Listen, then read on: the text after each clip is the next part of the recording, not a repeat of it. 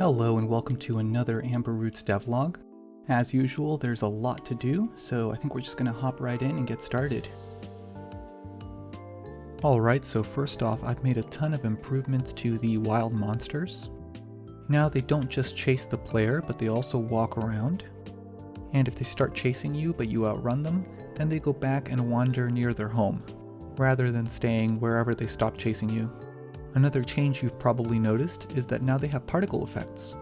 And this is because the monsters that you're going to be battling with in the wild aren't going to be just regular monsters.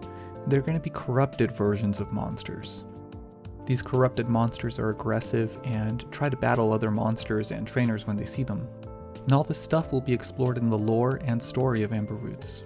And probably the biggest improvement of all to the wild monsters is that now, when they catch you, they initiate combat, and they pass in whatever kind of monster attacked you into the combat manager. So now, whatever attacked you is what shows up in the battle. Now this system still needs some more refinement, and I would like different varieties of battle monsters to be read in rather than the same one 4 times. So that's something I need to work on, but I'm still pretty happy with how this is turning out so far. I've also been working a ton on new art, which is a little bit tricky for the devlogs because art takes me a long time to do, and there isn't really a whole lot to say about it. But I'm pretty happy with what I've done, and a lot of it is thanks to this.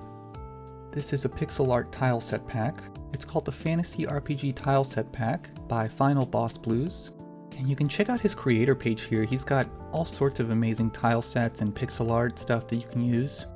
I found this stuff to be super reasonably priced, and although I won't be using the tiles directly, it gave me a lot of help in making my own tile set. Not just an inspiration either, but also in figuring it out logistically. So if you're making a pixel art game and you're not too familiar with putting together your own tile sets, I really recommend these packs. They're super helpful. I'll have some links in the description if you want to check them out. So what kind of tiles have I been making? Well, the first thing you'll notice here is that I've redone the grass tile. This one is a bit busier and has more going on. I'm not entirely sure if I like it better than what I had before, but I think I'm going to go with it for now and see how I feel after a while. Other than that, I also started working on a beach and a mountain tile set. So let's take a look at that. Okay, so here we are in the beach, and I had water before, but now I've got it working with sand, which I think looks pretty good. Also got a couple different types of plants, including palm trees and some stones.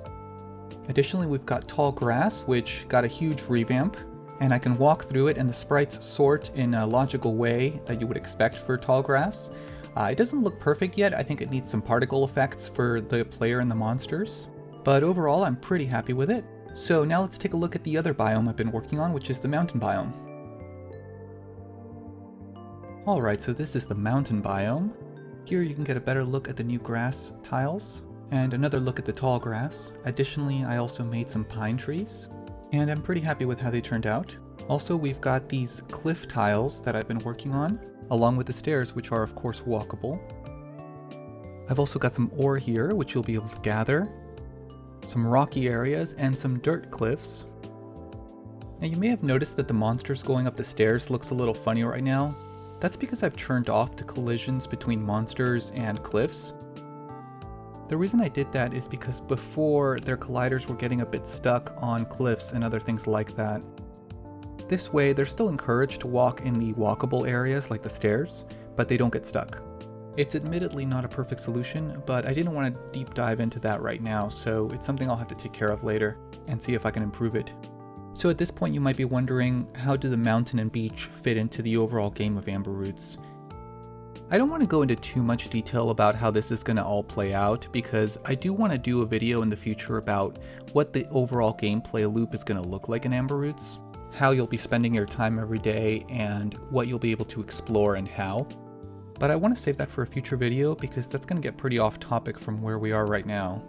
But what I can say is that, of course, you'll be able to find different kinds of monsters in different biomes, and that's where we're going to dive into next. But first I gotta make those monsters.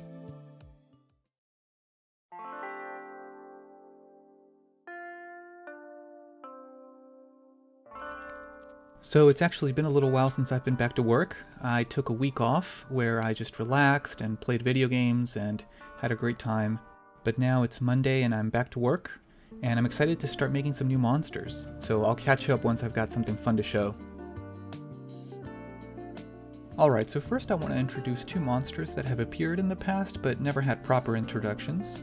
Also, they were never fully animated or imported into Unity until now. The first one is Snally, the Snail Monster, and you'll typically find them in places like forests. This next one you've probably also seen before, and it is Drophos, the little forest dragon.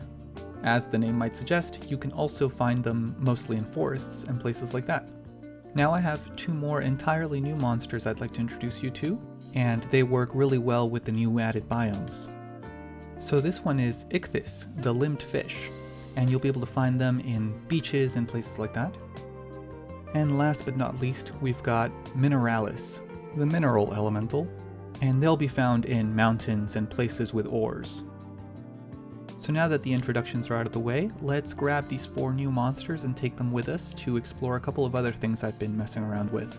So back out here in the wilderness, you'll notice that the corrupted monsters that are out in the wild look a little bit different. I tweaked the particle effects just a little bit, and I turned their shading just a little bit darker.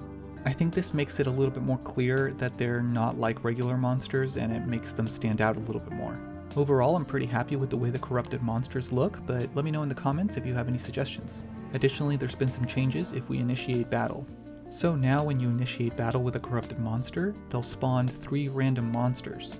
There's currently no real logic to it, it just looks at all of the possible monsters and spawns in 3 random ones, in addition to the one that you encountered in the wild. In the future, I'd like to have certain monsters appear in certain biomes and things like that, but for now I thought that this was a good solution. I also fixed an issue I was having where whenever I spawned 3 other monsters in battle, it was making a copy of the first monster, and so when you defeated the first monster, they were all being defeated together. But that's all fixed now, so battles are working pretty well. One thing I need to do is I'd like for the battle monsters to also have the corruption particle effects going on, but other than that, I'm pretty happy with how this is turning out. And I think this is a pretty good place to leave it for this video. Making this video took a lot longer than I thought it would. I ended up spending so much more time than I thought on the art and the animations, and actually, believe it or not, I think I probably spent more time on the tile sets than I did on the monster animations and designs. But I think I finally have a good framework for making new tile sets and editing the ones I have, and I'm pretty happy with it. I hope you enjoyed the new art and the new monsters. For the next devlog, I hope to do something a little bit more technical, but we'll see what I end up doing. As always, if you liked this video, hit the like button and consider subscribing to the channel to see more. And thanks to everyone for watching and continuing to keep up with Amber Roots. I'll see you next time.